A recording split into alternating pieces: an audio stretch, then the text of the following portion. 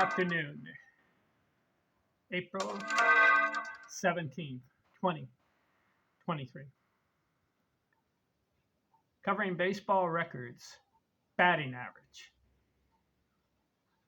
I'm focusing on Hall of Fame baseball players.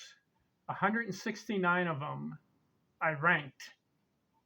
Number 1, Ty Cobb. We are on number 51. Goose Goslin. Played in the 1920s and 1930s. His career batting average, 316. And his high, 379. Had some nice seasons. 201 and 1 hits in one season. Twice he did that.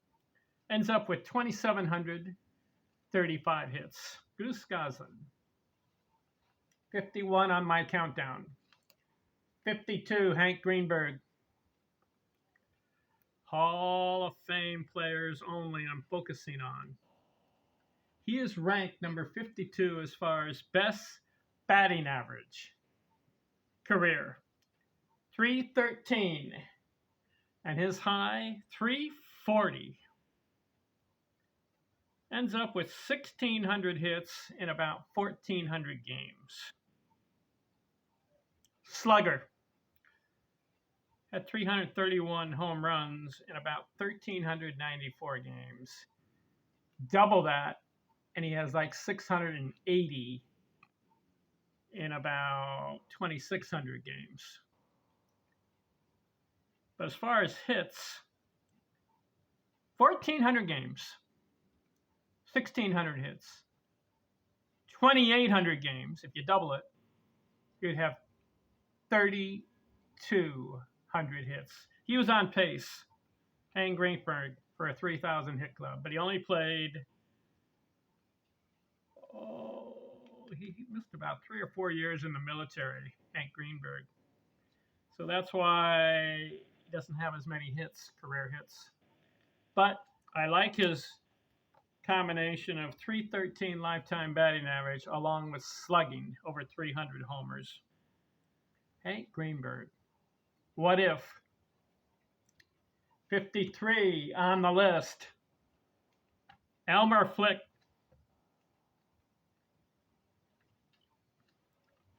If you're wondering what I'm looking at, it's the Baseball Hall of Fame Almanac, listing all the Hall of Famers, their career average, their high for 1 year. Elmer Flick, 313 lifetime batting average, and his high, 367. Had 200 hits that year. He's a guy, played about 1,483 games, ends up with 1,752 hits. He made it. The 313 lifetime batting average, that's what got him into the Hall of Fame. 54 on the list. Jackie Robinson, 313 again. Career batting average. Jackie Robinson was on a pace. It's too bad he didn't play 20 years. Looking at his stats, got it right here. He played from 1947 to 1956, about 10 years, and got 1,500 hits. Give him 20 years, he's on pace for 3,000 hits. But he ends up 311, got 203 hits in the 1949 season. What if with Jackie Robinson? His high, 342 for one season. 55 on the list. Larry Walker. 313 lifetime batting average. 379 was his high. Let's look at Larry Walker's career numbers. Larry Walker. Got it right here. Big guy. 6'2", 185. So he's tall, but he's lean, but he had the power. 2,160 hits in about 2,000 games. I'd like to have seen more hits from Larry Walker, but he bats .313 career. He had a .379, he had a .363, he had a .366 average. Got 208 hits one year. Larry Walker. I'd like to have seen him get maybe 2,800 hits. He ends up with 383 homers. So he has the combination of batting average and slugging. Did you know 1 year he slugged 720? If you slug 500, you're good. 600, really good. 720 1 year for Larry Walker. You know, the record is like 840, 850. Barry Bonds had an 850 1 year, and Babe Ruth had an 847 1 year. Those are the real sluggers. Barry Bonds not in the Hall of Fame. Should he be? Yes. But he messed up. Wish he was in there so I can compare his numbers with the rest of the guys. All right, 56 on the list, Bill Dickey.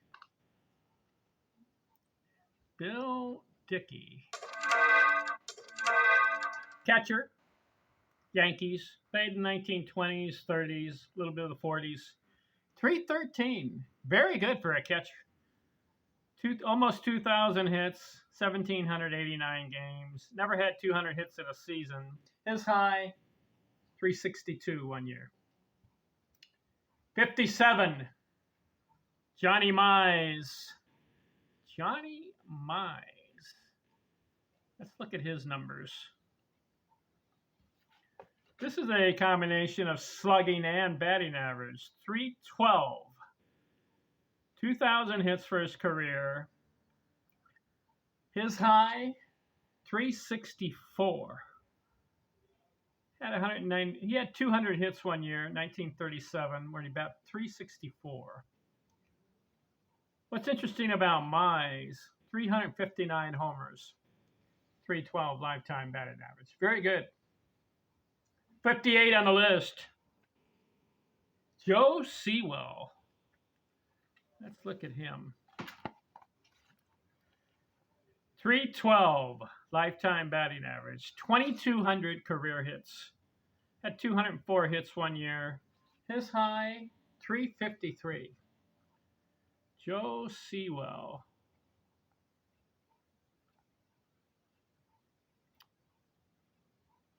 What's unique about Joe? He only struck out for his career. He struck out 114 times. In how many years? 14 years. 114 times. 1 year he struck out 3 times and like 500 at bats. And he went 115 games without striking out. Wow, that's a record never be broke. That won't be broken. 115 games in a row without striking out. Joe Sewell, but I like his average, .312. 59 on the list. Fred Clark. I'm counting down the best batting averages of all time. I started off with Ty Cobb's .366, and I'm on number 59. Fred Clark, .312 lifetime, 2,678 hits in 2,200 games. He played 1890s, 1900s. I'd like to have seen him get 3,000 hits. Had a couple of 200 hit seasons. His high, .390 1 year. The year he batted .390, played in 130 games and had 205 hits. Give him 25 more games, he would have had like 230 hits. Fred Clark, 1900s. 60 on the list. Huey Jennings. This guy, when did he play? Let's look him up. Jennings. Huey Jennings. Career batting average 312. Way back, 1890s, 1900s. What I like about Jennings is, well,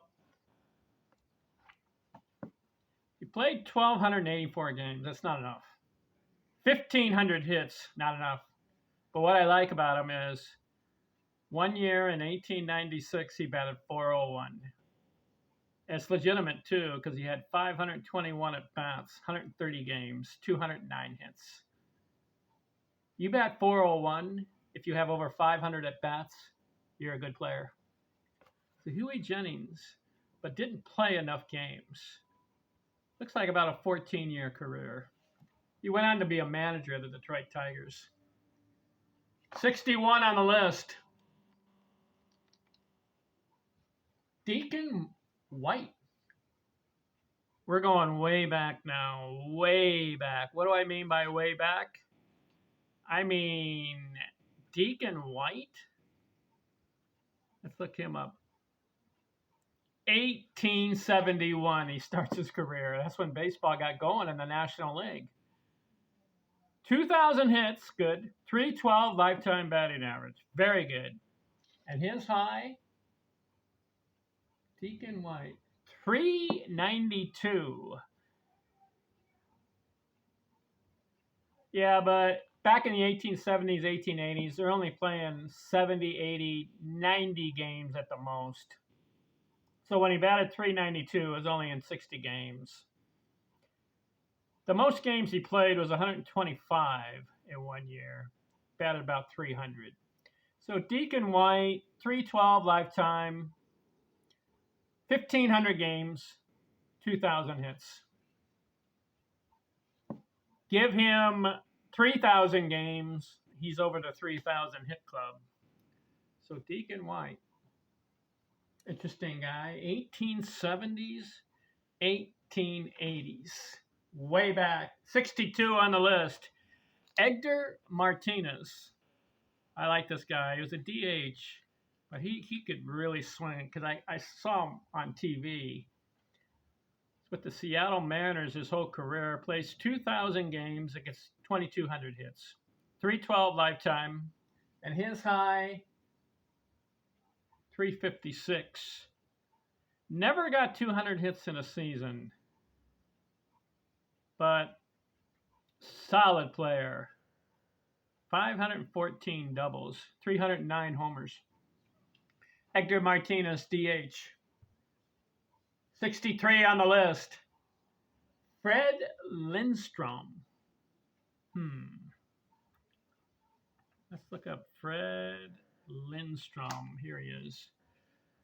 1920s. 1930s, only 1,400 games, not enough. 1,700 hits, not enough. But he bats 311, and his high, 379 1 year. That year, he got 231 hits. So that's legitimate. 379 batting, 379 batting average. Fred Lindstrom. 311 batting average. I like all these guys with a batting average career over 300. 64 on the list. Luke Appling. Appling. When did he play? 1930s and the 1940s. 2,400 hits. 2,400 games. 2,749 hits, 310 lifetime batting average. And 1 year he batted 388. That's a good year. 138 games. He had 204 hits. Luke Appling, 310. 65 on the list. Jim O'Rourke. This is another guy that we have to go way back, but he's in the Hall of Fame. Jim O'Rourke. What do I mean by way back? 1872 through 1904 is when he played. But listen to this. He's one of the old school quality baseball players. 2,600 hits in 2,000 games. 310 lifetime. Jim O'Rourke's high, 362. Had 172 hits in about 100 games. What a pace that was on. He was on pace for about 240, 250 hits if he played 154 games in a season. Jim O'Rourke, Hall of Fame. Jim, next on the list, 66. Jim Botany, career batting average, 310. 2,300 hits, almost 2,000 games. What's interesting, his high was 371. The year he batted 371, he had 194 hits. But he comes back later, a couple years later, and bats 367. That year he had 227 hits. Jim Botany. You know what's interesting about him? He holds the record and ties it with Mark Whiten. What did Jim Botany do? He had 12 RBIs in one game. A record. One game, 12 RBIs. He went 6 for 6 in that game. Jim Botany, 67 on the list. Derek Jeter. New York Yankees. I saw him play on, or watched him play on baseball games on TV. Never saw him in person. But Derek Jeter, I didn't realize that when I was watching him that he was a Hall of Famer. But if you look at his career numbers, 310, but listen to this, he plays 2,700 games and a 310 lifetime batting average. And he ends up with 3,465 hits. Member of the 3,000 hit Cubs. I like it. Derek Jeter, and his high, he had 219 hits one year. In fact, he had 8 200 hit seasons for Derek Jeter. When I was watching him with the Yankees, you have a game of the week on, or the MLB Network, or the Fox. He was in the World Series 5 times. When I watched him, I say good player, but I didn't realize Hall of Fame when he was. But when he ended up with his career, 3,465 hits. Way to go, Derek. And I like the 310 lifetime batting average. 68 on the list. Sam Crawford. 1900s and the 1910s. Oh, this is another guy. This is another guy, along with Sam Rice. Remember, I got on Sam Rice's case. Why did I get on his case? Because he ended up with 2,987 hits. 13 hits shy of 3,000, and he retires. Huge mistake. What does Sam Crawford do? He does the same blunder. He ends up with 2,961 hits. 39 hits shy of 3,000, and he retires. Sam Rice gave the excuse, well, he didn't know his stats, so that's why he retired. But I'm sure Sam Crawford in the 1900s and 1910, you knew your stats, Sam. I like your average, 309 in 2,500 hits, 2,500 games. But you retire with 2,961 hits? Why? Play at least 50 more games so you get over 3,000 hits. 39 hits shy.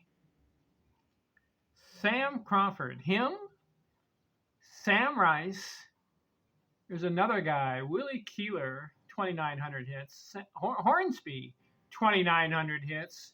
Frank Robinson, 2,900 hits. All these guys could have been members of the 3,000 hit club. But they blew it. Huge mistake. The high for Sam Crawford, he had a 378 one year. Never got over 200 hits. 69 on the list. Mike Piazza. How about this? 308 lifetime for Mike Piazza. Now, he was a catcher, right? Played for the Dodgers. And I got upset with him because I'm a Dodger fan.